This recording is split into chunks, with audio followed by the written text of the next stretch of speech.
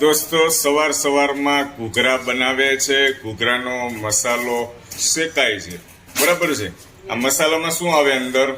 પેલા ઘી નાખવાનું, પછી રવો શેકાઈ જાય ને એટલે માવો નાખી દીધો છે, પછી માવો એડ કરી દીધું છે. અને આ બાજુ ડ્રાયફ્રૂટ નું આ બરાબર છે, ડ્રાયફ્રૂટ એડ કરે છે અંદર, બરાબર છે. અને આ કિસમિસ એડ કરો, દ્રાક્ષ એડ કરો. ઘૂઘરાની અંદર દ્રાક્ષ દોસ્તો મજા આવે, એને મજા આવે, મને બહુ મજા આવે. શું છે? એલચી પાવડર.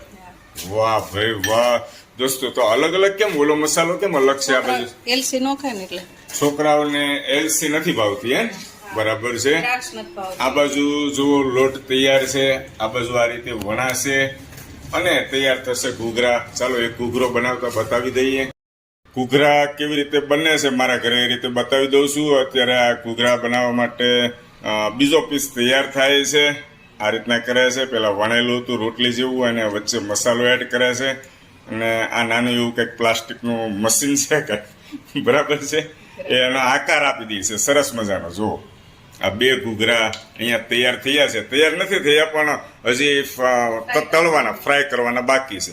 આ બાજુ રનિંગ ઘૂઘરાનો મસાલો છે, અને આ બાજુ ભૂલકાઓ માટે એલચી વગરનો. ઓકે.